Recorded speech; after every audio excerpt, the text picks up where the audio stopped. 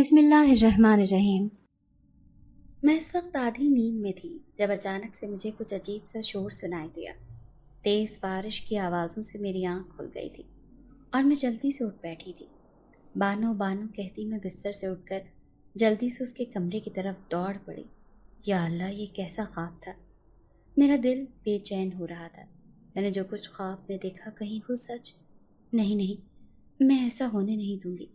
میں اوپر بانو کے کمرے کی طرف گھبراتی ہوئی جا رہی تھی کہ اچانک سے تیز ہوائیں، کھڑکیوں کے کھلنے بند ہونے کی زوردار آوازیں، بجلی کی چمک پورے گھر کو روشن کر رہی تھی اور یوں لگ رہا تھا جیسے کوئی طوفان آنے کو ہے۔ مگر بانو کیسے بنا ڈرے اپنے کمرے میں اب تک بیٹھی ہے؟ میں یہ سوچتی ہوئی بانو کے کمرے تک آ گئی تھی۔ جو ہی میں نے بند دروازے کھولنے کے لیے ہاتھ آگے بڑھائے تو میں چونک کر پیچھے ہٹ گئی تھی۔ بانو یہ اس وقت بھلا کس سے باتیں کر رہی تھی اور اس وقت اس کے کمرے میں کون ہو سکتا ہے؟ بانو کی مسلسل زور زور سے ہنسنے کی اور کسی سے گفتگو کرنے کی آوازیں اس کے کمرے سے باہر تک آ رہی تھیں، جنہیں میں بآسانی سن پا رہی تھی۔ میں نے فوراً سے ہی دروازہ کھول دیا تھا۔ بانو بانو میری بچی، میں جلدی سے دوڑتی ہوئی اسے اپنے سینے سے لگاتی ہوئی پیار کرنے لگی تھی۔ چاروں طرف میری نظریں کسی کو تلاش کر رہی تھیں، مگر مجھے اب تک کوئی بھی نظر نہیں آ رہا تھا۔ بانو، یہاں کون تھا اور تم کس سے باتیں کر رہی تھی؟ میں نے گھورتے ہوئے سوالیہ نظروں سے بانو کو دیکھتے ہوئے کہا۔ امی، یہاں تو کوئی نہیں ہے اور میں تو کسی سے باتیں نہیں کر رہی تھی، اور آپ تو جانتی ہیں نا کہ یہ موسم ہے، بارش مجھے کتنی پسند ہے۔ بس کمرے کی کھڑکی سے باہر کا منظر دیکھ رہی تھی۔ بانو کھڑکی کے سہارے مجھے جواب دے رہی تھی، مگر بیٹا، رات بہت ہو گئی ہے اور تم سوئی نہیں اب تک، چلو میرے ساتھ، میرے پاس ہی سو جانا۔ میں زبردستی بانو کا ہاتھ پکڑ کر ڈرتے ہوئے اسے اپنے ساتھ نیچے اپنے کمرے میں لے آئی تھی۔ بانو بھی میرے ساتھ ہی آ کر میرے برابر میں لیٹ کر سونے لگی۔ میں رات بھر اسی فکر میں جاگتی رہی کہ بھلا بانو کے کمرے سے وہ آوازیں، اور جب میں نے خواب میں دیکھا وہ سب، بانو اس وقت 10 سال کی تھی، جبکہ بانو کی 3 سال کی عمر سے ہی اب تک میں بہت فکر مند تھی، کیونکہ میری بچی اور بچوں کی طرح نارمل نہ تھی۔ شاید یہی وجہ تھی کہ میں اسے گھر میں ہی رکھتی تھی۔ بانو کو سلاتے سلاتے میری بھی آنکھ لگ گئی تھی۔ ابھی آنکھ لگے لگے کچھ آدھا گھنٹہ ہی ہوا تھا کہ اچانک سے میرے کانوں میں ایک میٹھی سی، پیاری سی، دھیمی دھیمی گنگناہٹ سنائی دینے لگی۔ میں اس آواز کی سرگوشی سے اٹھ بیٹھی تھی۔ بانو بانو! میں بستر میں ادھر ادھر دیکھ رہی تھی۔ رات تو بانو یہی سوئی تھی، یہ لڑکی بھی نا۔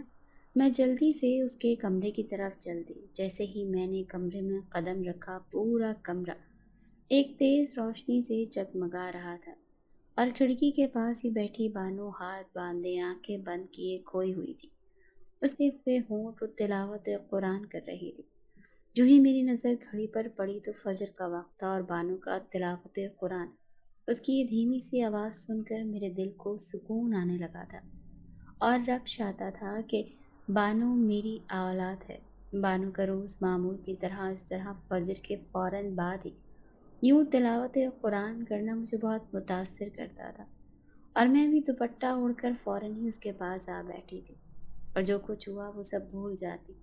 جب وہ تلاوت مکمل کر لیتی تو وہ مسکراتی ہوئی آگے بڑھ کر اپنی بچی کا میں ماتھا چومتی اور کہتی کہ شاباش میرا بیٹا۔ اس طرح سے ہمارے دن کا آغاز روز ہوتا تھا۔ بانو کی یہ عربی تعلیم 3 سال کی عمر سے ہی اسے شاید خدا کی طرف سے تحفے میں ملی تھی۔ میں ناشتہ بنا کر بانو کے ساتھ کر کے اپنی جاب پر چلی جاتی تھی، اور بانو سارا دن گھر پر ہی ہوتی تھی۔ میں جاب پر جانے ہی لگی تھی کہ بانو نے میرا ہاتھ پکڑ کر مجھے روک لیا۔ امی امی! میں نے مڑ کر دیکھا۔ بولو میری بچی، کیا بات ہے؟ اس طرح مایوس چہرہ کیوں بنائے بیٹھی ہو؟ امی، آپ تو جانتی ہیں نا کہ میری خواہش، وہ معصومیت سے کہتی، میں بھی ان بچوں کی طرح اسکول جانا چاہتی ہوں، مجھے بھی پڑھنا ہے، مجھے بھی پڑھ لکھ کر کچھ بننا ہے۔ لیکن آپ نے اسے معصوم سے سوالوں سے نظریں چراتی ہوئی کہتی، ہاں ہاں کیوں نہیں، میں جلد ہی تمہارا داخلہ ایک اچھے سے اسکول میں کرواؤں گی، اور بہلا پھسلا کر بانو کو گھر میں ہی بند کر کے وہاں سے چلی جاتی تھی۔ راستے بھر سوچتی رہی، میرا دل بانو کو لے کر بہت پریشان رہتا تھا۔ مگر میری مجبوری تھی کہ میں اسے گھر سے باہر نہیں نکلنے دے سکتی تھی، کیونکہ جب بانو کا داخلہ 3 سال کی عمر میں مدرسے میں کروا دیا گیا تھا، لیکن وہ مدرسہ، وہ جنات سے جڑی کہیں انکہی سی باتیں، اس وقت جو کچھ ہوا، میں اسے گھر سے باہر نکالنے کی یہ غلطی کسی حال میں دوبارہ نہیں کرنا چاہتی تھی۔ میں جاب سے گھر ہی لوٹ رہی تھی کہ اچانک سے بانو پھر سے غائب تھی۔ بانو، بانو، کہاں گئی؟ میں سمجھ گئی تھی کہ وہ شاید اپنے کمرے میں ہے۔ یہ لڑکی بھی نا، اسے تو بس اپنے کمرے سے ہی لگاؤ ہے، سارا دن وہیں بیٹھی رہتی ہے۔ میں بانو کے کمرے کی طرف قدم بڑھا ہی رہی تھی کہ میں پھر سے چونک پڑی تھی۔ وہ کسی کے ساتھ زوروں سے ہنسنے کی آوازیں، مسلسل 3 سے 4 بچوں کی گنگناہٹ مجھے پھر سے بانو کے کمرے سے آنے لگی۔ میں ایک بار پھر سے خوف زدہ ہونے لگی، اور جو میرے قدم بانو کے کمرے کی جانب بڑھ رہے تھے، مجھے اندر سے بانو کی باتیں کرنے کی مسلسل آوازیں آ رہی تھیں۔ مگر کون ہو سکتا ہے بھلا؟ میں نے سوچتے سوچتے جلدی سے دروازہ کھول دیا تھا، مگر میں تو آنکھیں پھاڑ پھاڑ کر چاروں طرف پھر سے کسی کی تلاش میں تھی، مگر ہر بار کی طرح اب بھی مجھے کہیں کوئی نظر نہیں آیا تھا۔ بانو میری بچی، کیا ہوا بیٹا؟ تم کس سے باتیں کر رہی تھی؟ یہاں کون بیٹھا؟ مجھے سچ سچ بتاؤ۔ میں گھبراتے ہوئے بڑے ہی پیار سے بانو کا ہاتھ تھام کر پوچھ رہی تھی، جو اپنے بستر پر بیٹھی تھی۔ امی، یہاں تو کوئی نہیں تھا، کوئی نہیں آیا، میں بھلا کس سے باتیں کروں گی؟ وہ مسکراتے ہوئے مجھے پیار سے کہنے لگی۔ امی آپ یہاں بیٹھے نا، یہ دیکھیں۔ بانو نے میرا ہاتھ پکڑ کر زبردستی مجھے اپنے پاس بٹھا لیا۔ بانو کے ارد گرد وہ کتابوں کا ہجوم دیکھ کر میں تو دنگ ہی رہ گئی تھی۔ بیٹا یہ سب کون لایا؟ اور تمہارے پاس یہ کتابیں، جو بہت ہی معلوماتی اور علم و ادب کی تھی، جیسے کوئی 9ویں 10ویں یا اس سے بھی بڑی کلاس کا بچہ سمجھ سکتا تھا۔ میں حیران تھی۔ میں نے گھبراتے ہوئے جب بانو کو مسکراتا ہوا دیکھا تو پکار اٹھی، رشیدہ، رشیدہ، جلدی آؤ رشیدہ۔ رشیدہ دوڑی دوڑی فوراً ہی میرے پاس آئی تھی۔ کیا ہوا باجی؟ سب خیر تو ہے؟ بانو بیٹا ٹھیک تو ہے نا؟ ہماری میں اسے غصے سے گھور رہی تھی رشیدہ۔ ہمارے گھر کی ایک ملازمہ تھی جو میرے جانے کے بعد یہاں آ کر گھر کا سارا کام کاج کرتی تھی، اور ساتھ ہی بانو کی نگرانی بھی میں نے اس کے حوالے کر رکھی تھی۔ یہ کیا رشیدہ؟ یہ کتابیں تم لائی ہو؟ میں سوالیہ لہجے میں رشیدہ سے پوچھ رہی تھی کہ اس سے پہلے مجھے کچھ جواب دیتی۔ امی یہ کتابیں تو میں نے باہر ردی بیچنے والے سے لی ہیں۔ بانو معصوم نگاہوں سے مجھے دیکھتے ہوئے بول پڑی۔ اب آپ تو مجھے اسکول جانے نہیں دیتی، تو میں نے سوچا کہ اپنا شوق یہیں کتابیں پڑھ کر پورا کر لوں۔ میں کتابوں کو ہاتھ میں لیے ٹھیک طرح سے جائزہ لے رہی تھی، جو کہیں سے بھی پھٹی پرانی یا ردی والی سے لی گئی نہیں لگ رہی تھی۔ مگر رشیدہ نے جو ہی کہا، ہاں ہاں باجی، بانو بیٹا بالکل ٹھیک کہہ رہی ہے، میں نے خود انہیں یہ کتابیں ردی والے سے خریدتے ہوئے دیکھا ہے۔ اچھا اچھا، جاؤ اپنا کام کرو۔ میں عجیب سے ڈر کو رشیدہ کی آنکھوں میں صاف دیکھ چکی تھی۔ کچھ تو بات تھی جو یہ کتابیں بالکل نئی تھی۔ بھلا یہ کیسے میں نے بانو سے نیچے آ کر کھانا کھانے کا کہہ دیا، اور نیچے کھانے کی میز پر آ کر بانو کا انتظار کرنے لگی۔ بانو بھی کچھ ہی دیر میں وہاں آ گئی تھی۔ حالانکہ میں اس وقت رشیدہ سے کچھ اکیلے میں پوچھنا چاہتی تھی، مگر اس وقت خود خاموشی کا مظاہرہ کرتے ہوئے بانو کے ساتھ کھانا کھانے لگی تھی۔ امی امی، میں ان کتابوں سے کچھ مضامین یاد کیے ہیں، آپ سنیں گی؟ میں آپ کو سناتی ہوں۔ اس سے پہلے کہ میں بانو سے کچھ کہتی، وہ فر فر کرتی ہوئی مجھے سارے ہی مضامین سنانے لگی۔ میں دنگ تھی کہ اتنی سی عمر میں اسے یہ سارے مضامین یاد کیسے ہو گئے، وہ بھی اتنی جلدی، صرف چند ہی گھنٹوں میں۔ فی الحال میں نے بانو کے سر پر ہاتھ رکھتے ہوئے اسے شاباشی دی اور اسے کہا کہ چلو اب کچھ ہی دیر میں میرے ساتھ میرے ہی کمرے میں چل کر سونا۔ مگر امی، وہ میں مسلسل مجھ سے روز کی طرح بہانے بنانے لگی۔ میں نے پیار محبت سے اسے پھر سے اپنے ساتھ ہی سونے کو مجبور کر دیا تھا کہ بیٹا مجھے اکیلے تمہارے بغیر نیند نہیں آتی، اور تم پاس ہوتی ہو تو سکون کی نیند سو جاتی ہوں۔ اچھا امی جان، ٹھیک ہے، کہہ کر بانو مجھ سے لپٹ گئی۔ میں اور بانو رات سونے کے لیے اپنے کمرے میں لیٹ گئے۔ رشیدہ بھی کام نمٹا کر اپنے گھر جا چکی تھی، اور گہری نیند سوتے ہی اچانک مجھے پھر سے وہ خواب دکھا کہ بانو سفید پوشاک میں کھڑی بہت ہی حسین دکھائی دے رہی ہے، اور اس کے ساتھ وہ لوگ جو اسے مجھ سے بہت دور لے جا رہے تھے، وہ سب کے سب ویسے ہی سفید پوشاک پہنے اس کے دائیں بائیں آگے پیچھے کھڑے اور ان کی وہ سفید آنکھیں، سفید پلکیں، وہ خوبصورت سے چہرے جو صاف تو نہیں دکھ رہے تھے، ان میں سے کچھ دھندلاہٹ سی دکھائی دے رہی تھی، اور کچھ ہی پلوں میں بانو ہوا میں اڑنے لگی اور سبھی لوگوں کے بیچ ان کے ساتھ ہی اس ہجوم میں اڑتے اڑتے غائب ہو گئی۔ میں بوکھلائی ہوئی بانو بانو کرتی چیخ اٹھی، اٹھ بیٹھی اور میرا پورا جسم پسینے سے بھیگ چکا تھا۔ اللہ، یہ خواب مجھے پھر سے؟ میں نے چاروں طرف بستر میں دیکھا مگر بانو کا موجود نہ ہونا مجھے اور پریشانی میں ڈال رہا تھا۔ میں جلدی جلدی اٹھ کر اس کے کمرے کی طرف چل دی کہ اچانک سے مجھے اس کے کمرے کے گرد پہنچتے ہی وہی میٹھی میٹھی مدھم آواز میرے کانوں سے جا لگی، اور میں اس کو سنتے ہی پھر سے سب کچھ بھول بیٹھی اور سر پر دوپٹہ اوڑھنے میں نے دروازہ کھول کر جو ہی بانو پر نظریں گھمائیں تو وہ کھڑکی کے سامنے ایک طرف ہاتھ باندھے پھر سے بیٹھی ہوئی تھی، اور معمول کی طرح ہم تلاوت قرآن پاک کر رہی تھی۔ اس کی آنکھیں بالکل بند تھیں، وہ ان آیات کے لفظوں میں کھوئی ہوئی تھی، اور اس کی وہ میٹھی آواز پھر سے میرے دل کو چھو رہی تھی۔ میں اس کے پاس آ کر بیٹھ گئی اور کچھ ہی دیر میں فجر کے وقت ہونے کا آغاز ہو گیا تھا۔ بانو کا تلاوت قرآن اس طرح کرنا مجھے وہ منظر بھی یاد تھا، اور اس منظر کی یاد دلا دیتا تھا، مگر جو کچھ اس کے بچپن میں ہوا میں آج بھی نہ بھولی تھی، اور جنات مدرسے سے جڑا وہ سچ شاید آج بھی بانو کے قریب۔ جیسے جیسے بانو بڑی ہونے لگی تھی مجھے اس کی فکر اندر سے کھائے جا رہی تھی، کیونکہ یہ ایک لڑکی ذات ہے، کل کو اسے بھی اپنا گھر بسانا تھا، اور ماں ہونے کے ناطے میں اس کے لیے بہت ہی پریشان ہونے لگی تھی۔ کبھی کبھی سوچتی کہ شاید یہ سب میرا وہم ہے، میری بچی بالکل ٹھیک ہے۔ جب میں اسے تلاوت قرآن کرتا دیکھتی ہوں تو کچھ پلوں کے لیے میرے دل سے ہر ڈر نکل جاتا ہے، مگر جب وہ عجیب سے معاملات جس کے ساتھ بچپن سے ہوتے آئے ہیں وہ سب کیوں کوئی کر رہا تھا؟ اسی وجہ سے میں نے آج تک اپنی بیٹی بانو کو اس طرح سے گھر میں ہی بند کر کے رکھا ہوا تھا، کیونکہ رات میں بانو کو اپنے ساتھ بستر پر لٹائے ہوئے اس کے سر میں ہاتھ پھیر رہی تھی۔ کچھ ہی دیر میں بانو کے ساتھ ساتھ میں بھی نیند کی آغوش میں سوئی ہوئی تھی کہ اچانک سے میری آنکھیں پھر سے وہی خواب آدھی رات ہوتے ہی مجھے وہی سفید پوشاک والے کچھ عجیب و غریب آنکھوں سے اور سفید لمبے بالوں والے لوگ دکھائی دیے، اور ان کے بیچ میری بانو اسی سفید پوشاک میں کھڑی تھی۔ کچھ ہی دیر میں سفید بالوں اور سفید آنکھوں مائل بانو میری طرف معصومیت سے دیکھتی رہی، جیسے وہ مجھے خود کو روکنے کا کہہ رہی ہو، اور دیکھتے ہی دیکھتے ہوا نے پھر سے میری بانو کو اپنی گود میں اٹھا لیا اور خود میں سما لیا ہو، اور وہ لوگ مسکراتے ہوئے بانو کا ہاتھ پکڑے اسے نہ جانے آسمان کی جانب کہاں لے کر جا رہے تھے، اور اچانک سے بانو اور سفید پوشاک میں ملبوس لوگ سبھی غائب ہو گئے۔ میں چیختی ہوئی بانو بانو کہتی ہوئی اٹھ بیٹھی۔ بانو پھر سے غائب تھی۔ وہ لوگ کون ہیں؟ کیوں مجھے بار بار دکھائی دیتے ہیں؟ اور وہ لوگ نہ جانے کیوں میری بانو کو مجھ سے دور کرنا چاہتے ہیں؟ مجھے وہ کچھ عجیب و غریب نظر آ رہے تھے، جیسے وہ کوئی انسان نہیں، کوئی عجیب سی مخلوقات ہوں، مگر کون؟ کہیں وہ وہی تو جو بچپن میں اس مدرسے میں میری بانو کے ساتھ۔ میں اور میرے شوہر کی شادی کے کئی سالوں تک اولاد نہ ہوئی تھی، اور ہم دونوں اس بھری دنیا میں خود کو اکیلا سمجھتے تھے، لیکن پھر اللہ نے ہمیں کئی سالوں کے بعد ایک بڑی خوشخبری سنائی، جسے سنتے ہی ہماری خوشی کا تو کوئی ٹھکانہ نہ رہا۔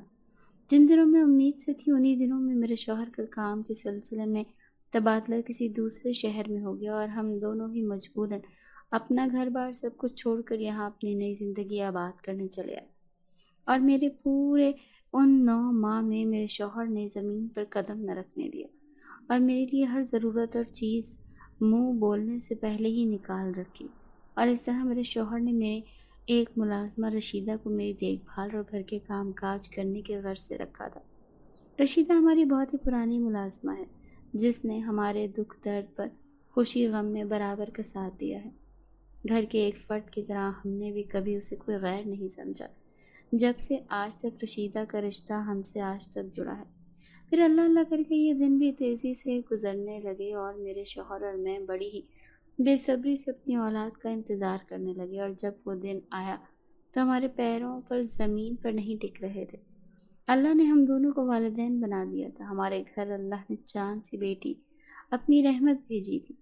جب یہ خبر میرے شوہر نے اپنے گھر والوں کو سنائی تو ان لوگوں نے خوشی کا اظہار کرنے کی جگہ بڑے ہی افسوس کا مظاہرہ کیا کہ اولاد ہوئی بھی اتنے سالوں بعد تو وہ بھی ایک بیٹی۔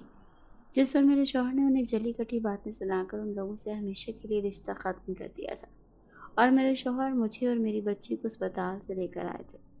جیسے رات ہم لوگ گھر آئے، اس رات ہی ہم نے اپنی بچی کا نام بانو رکھ دیا، اور جہاں ہم اپنی نئی زندگی شروعات کرنے جا رہے تھے، مگر مجھے کیا خبر تھی کہ اگلے ہی کچھ دنوں میں مجھ پر اور میری ننھی بچی پر غموں کا پہاڑ ٹوٹ پڑے گا۔ ننھی بانو ابھی 10 دن کی ہوئی تھی کہ اچانک سے ایک روز میرے دروازے پر کسی نے دستک دی۔ رشیدہ نے جا کر جو ہی دروازہ کھولا، باجی باجی کہہ کر وہ زور زور سے شور مچانے لگی۔ میرا تو دل دہل گیا۔ میں اس وقت اپنی ننھی بانو کے ساتھ باتیں کر رہی تھی۔ بابا جانی کے ساتھ جلدی ہم لوگ گھومنے پھرنے ملک سے باہر جائیں گے۔ اس وقت رشیدہ کی زوردار آواز سے میں کانپ اٹھی کہ اللہ رحم کرے، اسے کیا ہو گیا؟ میں نے بانو کو گود میں اٹھایا بھی کمرے سے باہر آ ہی رہی تھی کہ ایک ہی جھٹکے سے میرا قدم لڑکھڑا اٹھے۔ جب میں نے خود کو گرتے ہوئے سنبھالا تھا، میری آنکھیں پھٹی کی پھٹی رہ گئی۔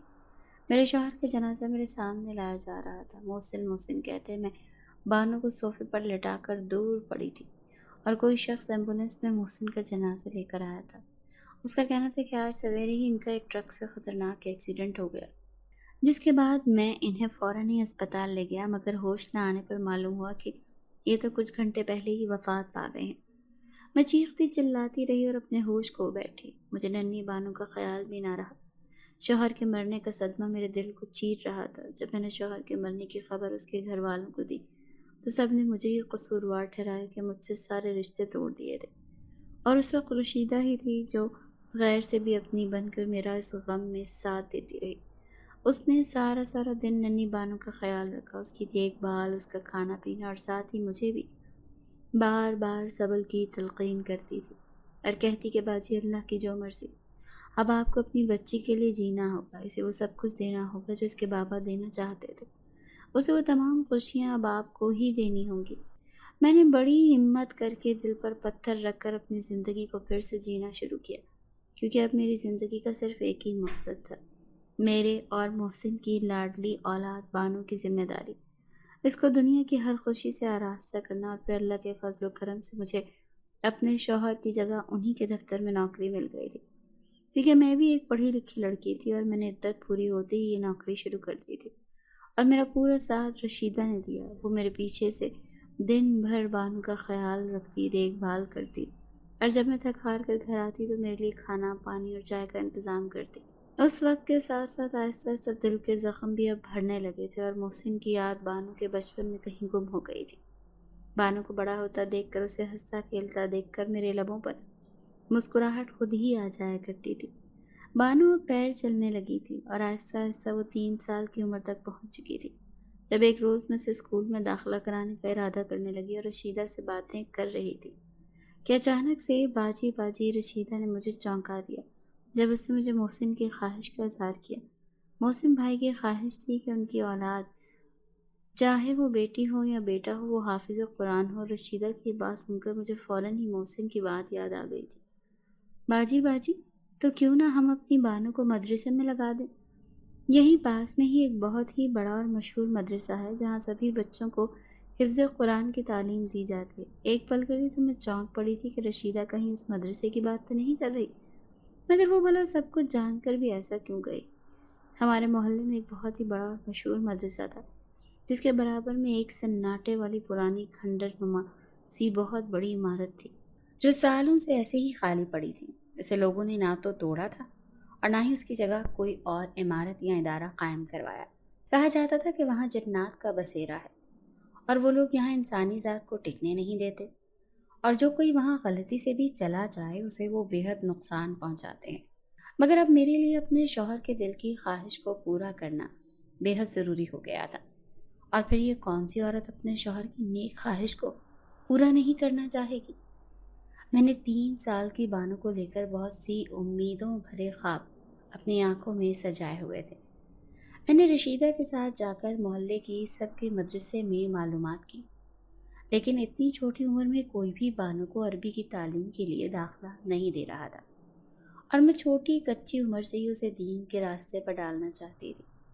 لیکن پھر تھک ہار کر وہی ایک واحد مدرسہ ملا جہاں جا کر مجھے نہ صرف دلی سکون محسوس ہوا، بلکہ بانو کی طرف سے میں پوری طرح سے سکون میں آ گئی تھی، کیونکہ بانو کو اسی عمر سے اپنے مدرسے میں تعلیم کے لیے راضی تھے، اور حفظ قرآن کی تعلیم بھی صرف محلے کے اسی مدرسے میں دی جا رہی تھی۔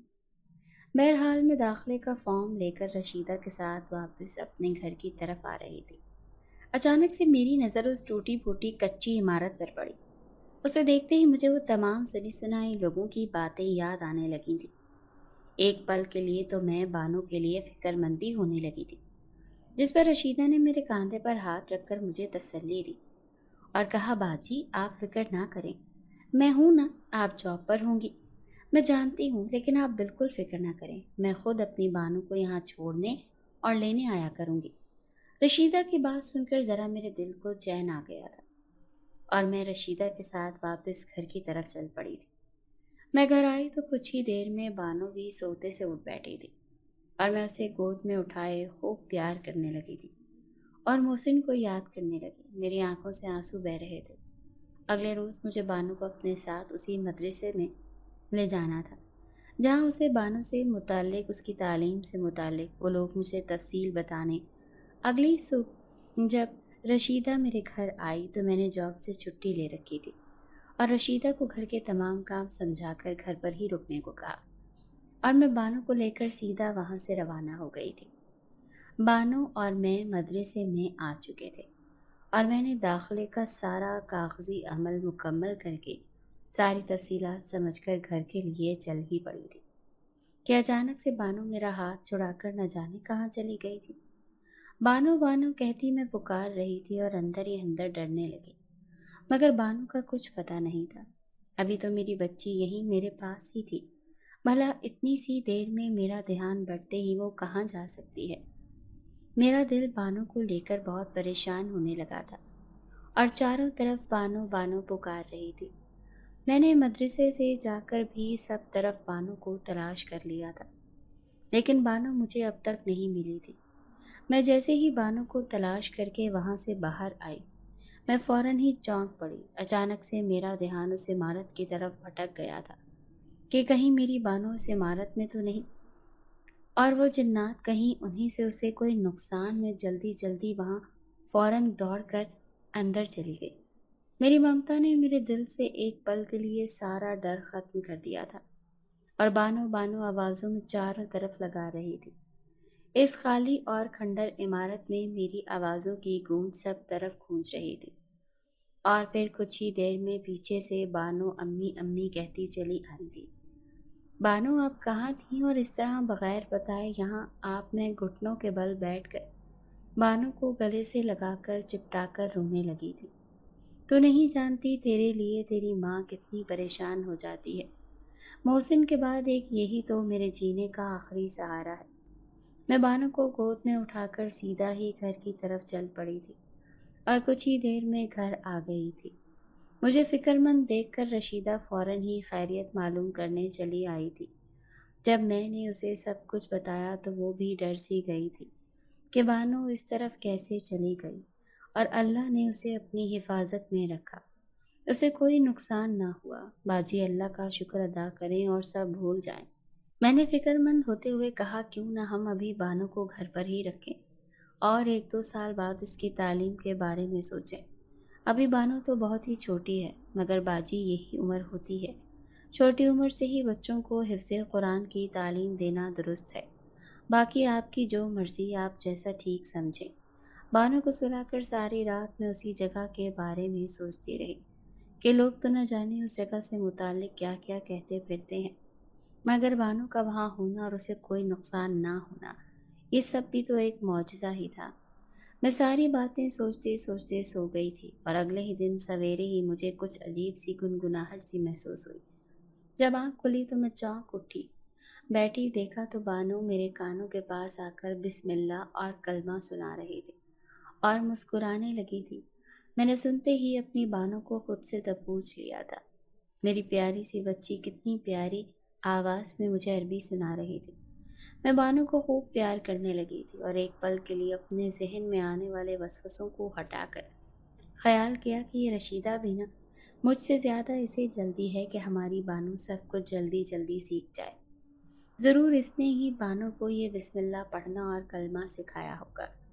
میں مسکراتی ہوئی بانو کو لے کر جلدی سے نیچے چلی آئی تھی۔ مجھے جاب کے لیے دیر ہو رہی تھی۔ کیا بات ہے، اتنی دیر ہو گئی رشیدہ اب تک نہیں آئی؟ میں یہی سوچ ہی رہی تھی کہ اتنی دیر میں دروازے پر دستک ہوئی تھی۔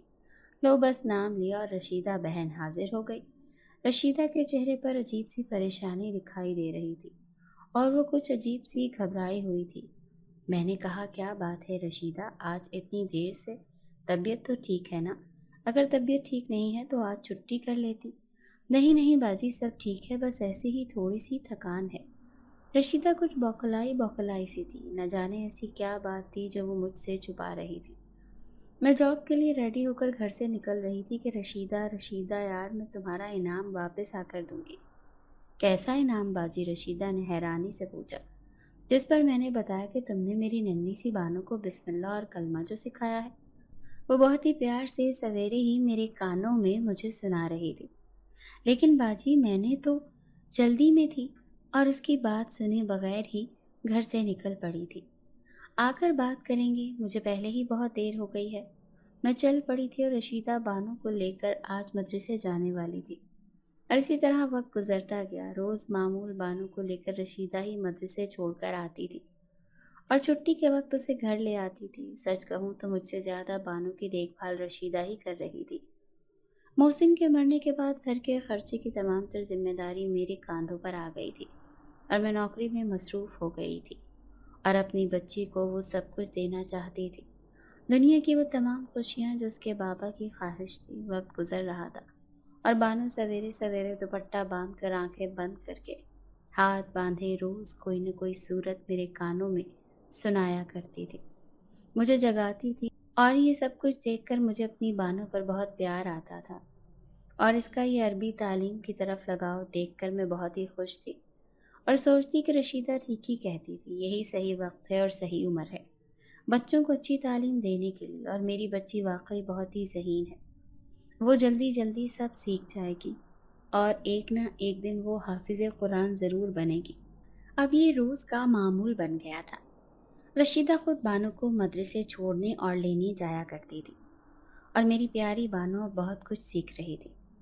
وہ روز ایک دو صورتیں یاد کرتی تھی اور یاد کر کے سویرے ہی اس طرح میرے کانوں میں آ کر مجھے سناتی تھی اور میری آنکھ کھل جاتی تھی۔ وہ میٹھی سی آواز جب میرے کانوں میں گونجتی تو مجھے بے حد خوشی ہونے لگتی کہ میرے شوہر محسن کی خواہش جلد از جلد پوری ہونے کو ہے۔ اور اسی طرح دن گزرتے رہے تھے، مگر کچھ دنوں سے رشیدہ بہت ہی چپ اور خاموش دکھائی دے رہی تھی۔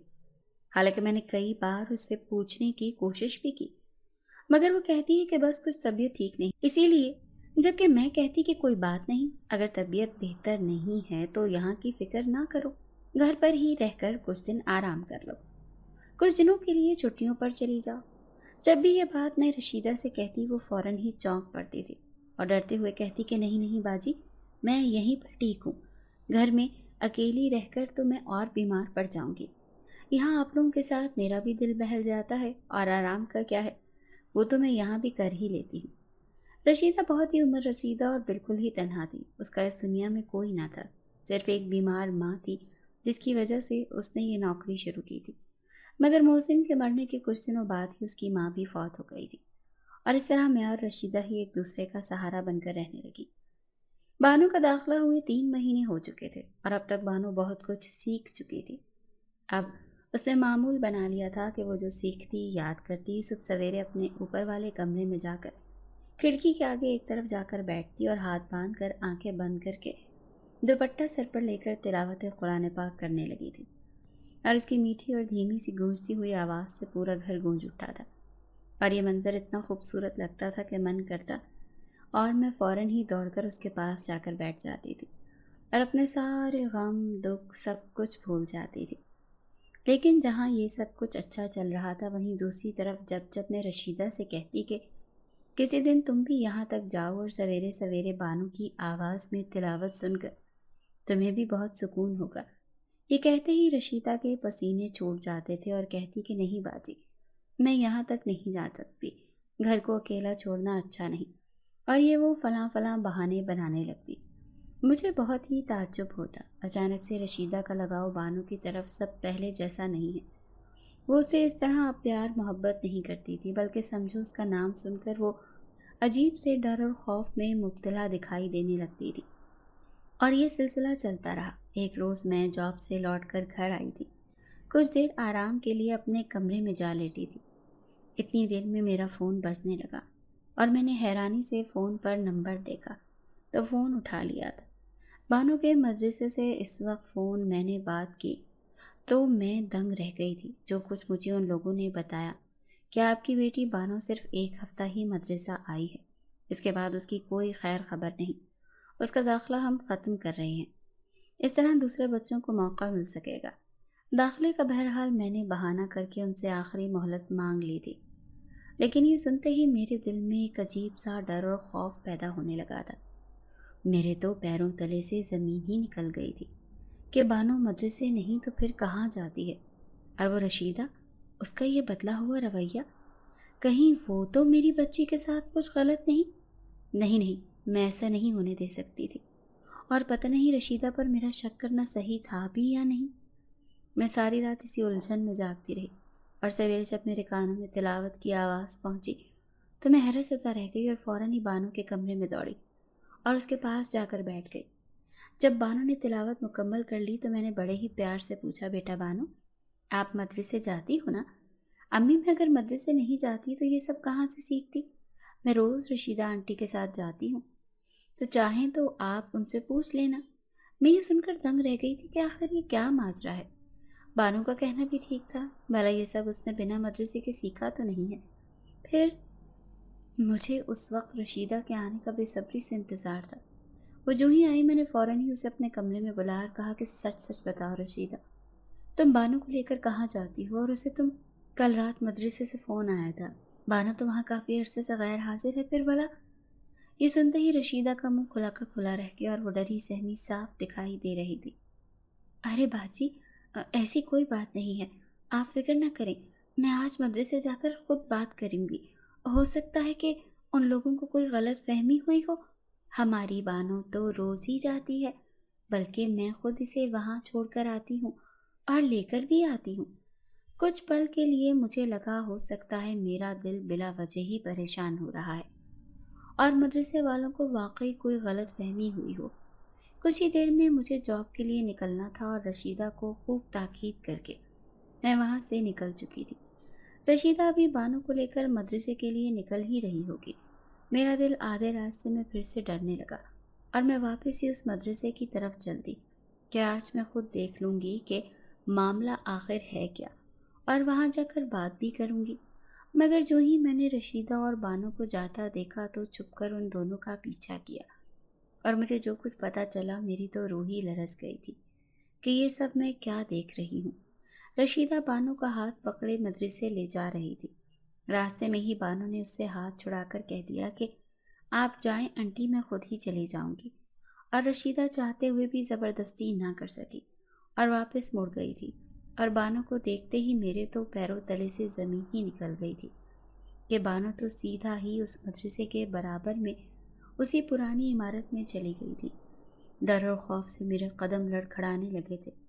میں اپنی بچی کی فکر میں ڈرتے سہمتے اندر چلی آئی تھی اور بانو بانو کی آوازیں لگانے لگی، مگر کچھ ہی دیر میں میرے تو ہوش ہی خطا ہو گئے تھے جب وہاں مجھے عجیب سے لوگوں کا ہجوم دکھنے لگا، اور کچھ ہی دیر میں وہ پوری عمارت میں ایک بھیڑ لگ گئی تھی جہاں موجود سبھی لوگ سفید لباس میں بیٹھے تھے، اور وہ سبھی تقریباً 4 سے 5 سالہ عمر کے بچے تھے، مگر ان کا رنگ روپ کچھ بہت ہی عجیب و غریب سا تھا، اور سامنے کا منظر دیکھ کر تو میرے اندر خوف کا لرزہ طاری ہو گیا تھا۔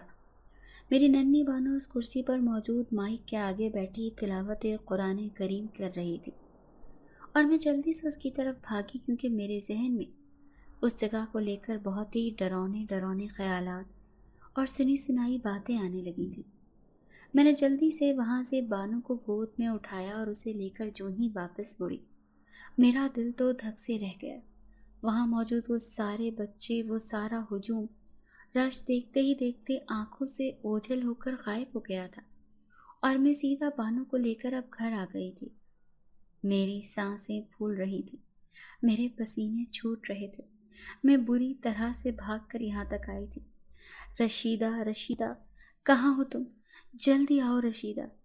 رشیدہ جیسے ہی میری حالت دیکھی وہ میرے لیے پانی لے کر آئی، اور میں نے بانو کو اندر کمرے میں جانے کے لیے کہا، اور غصے سے رشیدہ کو گھورنے لگی اور کہا، تم سے کس نے کہا تھا کہ تم اس مدرسے کی جگہ کسی جنات کے مدرسے میں بانو کو چھوڑ کر آنا؟ اور ایسا کرنے کی تمہاری ہمت کیسے ہوئی؟ اگر میری بچی کو کچھ ہو گیا تو؟ نہیں نہیں باجی، میرا یقین کریں، میں نے یہ سب جان بوجھ کر نہیں کیا، مجھے معاف کر دیں۔ میں جب بانو کو چھوڑ کر جاتی تو راستے ہی سے مجھے واپس جانے کو کہتی، اور میں وہیں واپس لانے کو اس کے لیے مجھے جب ایک روز شک ہوا تو میں نے بھی بانو کا پیچھا کیا، اور جو کچھ آج آپ نے اپنی آنکھوں سے دیکھا ہے وہ سب میں بہت پہلے ہی دیکھ چکی تھی، مگر آپ کو جب بتانے کی کوشش کی کچھ عجیب و غریب سی طاقتیں مجھے بار بار روکنے لگتی تھی، اور اسی لیے میں بانو کو لے کر پریشان رہنے لگی تھی۔ بس اس دن سے ہی میں نے بانو کو سب کچھ چھڑا کر گھر میں ہی بند کر لیا تھا اور اسے باقی بچوں سے دور رکھا، کیونکہ میں جان چکی تھی کہ میری بچی میں ضرور کوئی تو بات الگ ہے کہ اسے جنات کے مدرسے میں تعلیم دی گئی اور اسے ان جناتوں نے کوئی نقصان نہیں پہنچایا۔ مگر کب تک؟ کبھی نہ کبھی اگر ان لوگوں نے اسے نقصان پہنچایا تو؟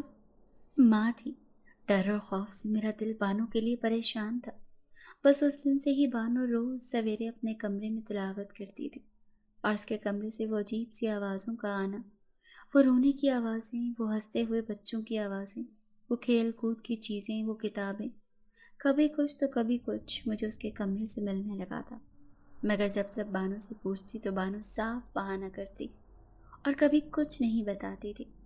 میری بچی گھر میں رہ کر بھی وہ باقی بچوں کی طرح خود ہی اسکول مدرسے کی اور اچھی معلومات سے استفادہ حاصل کر رہی تھی، مگر میرا دل اسے لے کر بہت ڈرا ہوا رہنے لگا تھا۔ میں نے بہت سے مولوی صاحب اور بابا اور عامل سے بھی رابطہ کیا، مگر کسی کو اس مسئلے کا کوئی حل نظر نہیں آیا، اور پھر کچھ ایسا ہوا کہ میں حیرانی میں آ کر عجیب سی کشمکش میں مبتلا ہو گئی تھی۔ 12 سال کی عمر میں میری بچی بانو میٹرک تک کی تعلیم حاصل کر چکی تھی، اور ساتھ ہی وہ حافظہ بھی بن گئی تھی۔ میں نے ایک روز ایک خاتون حافظہ کو بلایا اور اس سے بانو کی عربی سننے کو کہا۔ تب اس سے مبارکباد دی کہ آپ کی بچی ایک حافظہ بن چکی ہے، اسے پورا قرآن مکمل حفظ ہو چکا ہے۔ یہ سن کر جہاں مجھے ایک طرف محسن کی خواہش پوری ہونے پر خوشی ہوئی تھی، تو وہیں دوسری طرف میری بچی کے ساتھ جو کچھ عجیب سے معاملات تھے انہیں لے کر ایک خوف بھی تھا، کیونکہ یہ سب ایک عام بات نہیں تھی اور نہ ہی اسے کوئی معجزہ کہہ سکتے تھے، کیونکہ اب بھی مجھے یاد ہے کہ جب بانو نے اس جنات کے مدرسے میں پہلی بار قدم رکھا تھا تو وہاں کا منظر بہت ہی عجیب سا تھا جو میرے ذہن میں آج تک بسا ہوا تھا۔ بانو اب جوان ہونے لگی تھی اور میں اسے کب تک اس طرح گھر میں قید رکھ سکتی تھی، اور میری بڑھتی عمر کے ساتھ ساتھ مجھے اب اس کی شادی کی فکر بھی ہونے لگی تھی۔ مگر کیا یہ ممکن تھا کہ بانو کی شادی ہو سکتی تھی؟ میری بچی جوان تھی، خوبصورت تھی، اور بچپن سے ہی سیدھی سادھی معصوم، لیکن اس کے ساتھ جو معاملات تھے وہ صرف اس کی ماں ہی جانتی تھی، یا صرف رشیدہ یہ راز جانتی تھی۔ رشیدہ اور میرے تک یہ راز محدود تھا۔ ایک روز نہ جانے کب کہاں کیسے بانو کے لیے ایک بہت ہی بڑے اور امیر گھر کا رشتہ آ گیا۔ میں نے مہمانوں کی خوب آؤ بھگت کی، رشیدہ سے خاطرداری بھی کروائی، مگر دل میں جو خوف تھا اس کا حل مجھے ضرور تلاش کرنا تھا۔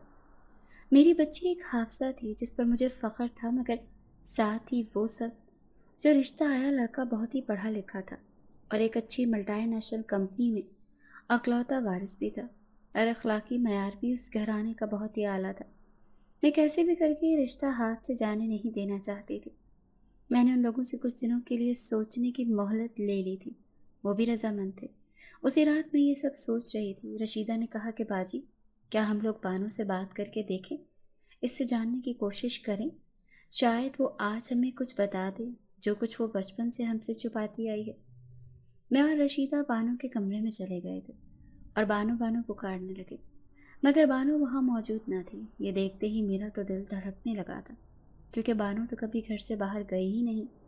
پھر آج کیسے رشیدہ نے ڈرتے ہوئے کہا، کہیں باجی بانو آج بھی اسی عمارت میں؟ میں نے حیرانی سے رشیدہ کو دیکھا اور اس کا ہاتھ پکڑ کر فوراً اس عمارت کی طرف دوڑ پڑی تھی۔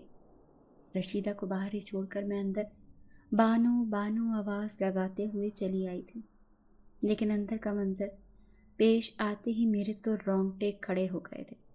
بانو تو کہیں نہیں تھی اور چاروں طرف زوردار آندھی کی طرح ہوائیں چلنے لگیں۔ میری آنکھوں میں مٹی کی دھند چھا رہی تھی جب مٹی کے ٹیلے ریت کی طرح بکھرنے لگے اور اچانک سے بجلی کے کڑکنے کی ایک زوردار آواز سنائی دی اور چاروں طرف سے یہ کھنڈر نما عمارت روشنیوں سے جگمگا اٹھا۔ نہ جانے یہ کیسی عجیب سی روشنی تھی جس کی آنکھوں میں پڑتے ہی ایک غنودگی سی محسوس ہونے لگی تھی، اور سامنے ہی میں نے بانو کو ایک انتہائی خوبصورت سفید پوشاک پہنے کھڑا دیکھا جو بہت ہی نرمی اور محبت سے مجھے دیکھ رہی تھی اور مسکرانے لگی۔ میں جیسے ہی بانو کہتی اسے اپنے سینے سے لگانے کے لیے آگے بڑھی، میں ایک دیوار سے جا ٹکرائی اور دور جا گری۔ بانو بانو کہتی میں ادھر ادھر سب جگہ اسے تلاش کرنے لگی۔ ماں تھی، میرا دل نہ جانے کیسے برے برے خیالات سوچنے لگا تھا کہ شاید اپنی بچی سے کبھی نہیں مل پاؤں گی، وہ لوگ میری بچی کو مجھ سے چھین کر لے جائیں گے۔ اتنی دیر میں میرے سامنے ایک لمبے سے سفید داڑھی روشن چہرے والے بزرگ سے نظر آئے اور میں چونک پڑی۔ انہوں نے مجھے دیکھتے ہی کہا کہ رو مت بیٹی، تیری بانو تجھ سے کوئی نہیں چھین سکتا، وہ تیری امانت ہمارے پاس بچپن سے ہے۔ انہوں نے ہاتھ کے اشارے سے چاروں طرف ہاتھ بلند کیے تو ہزاروں سفید پوشاک میں ملبوس 4 یا 5 سالہ عمر کے ڈھیروں بچے میرے ارد گرد اس عمارت کے صحن میں جمع ہو گئے تھے، اور ان سب کے بیچ میں اکیلی کھڑی میں بہت ہی عجیب محسوس کر رہی تھی۔ تب ان بزرگ نے بتایا کہ بیٹا، یہ ہم جنات کا مدرسہ ہے، یہاں ہمارے بچوں کا بسیرا صدیوں سے ہے۔ ہم کوئی برے یا بدنیت جنات نہیں ہیں، بلکہ ہم نیک اللہ کی عبادت کرنے والے جنات ہیں۔ ہمارے متعلق لوگوں نے بہت کچھ افواہیں پھیلا رکھی ہیں، اور اس عمارت سے جڑا سچ یہ ضرور ہے کہ یہاں ہم کسی کو بھی بدنیت اور برے انسان کی موجودگی برداشت نہیں کرتے اور انہیں نقصان پہنچاتے ہیں۔ لیکن جب تمہاری 3 سالہ بھولی بانو یہاں آئی تھی، جب اس نے غلطی سے یہاں پہلا قدم رکھا تھا، اس نے اپنی زبان سے بسم اللہ پڑھی تھی، ہمیں وہ پسند آ گئی تھی، اور ہم نے ہی اسے وہ عربی کی تعلیم دے کر اس کا خاص انتخاب کیا تھا کہ وہی یہاں آ کر تمام بچوں کو عربی کی تعلیم دے گی۔ اس کی زبان کی مٹھاس، اس کا بگولا پن، اس کی سادگی، اس کا وہ لہجہ، وہ تلاوت ہمیں بے حد پسند تھی۔ ہمیں اسے یہاں روز آنے پر مجبور کیا کرتے تھے اور رشیدہ کا ہاتھ چھڑا کر سیدھا یہاں چلی آتی تھی۔ ہم اسے وہ سب سکھا کر تیار کرتے، پھر وہ یہاں کے تمام بچوں کو وہی کچھ سکھاتی تھی، اور اسی طرح جب تم نے اس کا یہاں آنا بند کر دیا تو ہم خود اس کے پاس جا کر اسے اس تعلیم دیتے رہے اور اپنے بچوں کو اس کے پاس بھیج کر تعلیم دلواتے رہے۔ ہمارا کوئی غلط مقصد نہیں تھا، بس اس کے محافظ بن کر اس کا اور ہمارا ساتھ بنا رہے، یہی چاہتے ہیں۔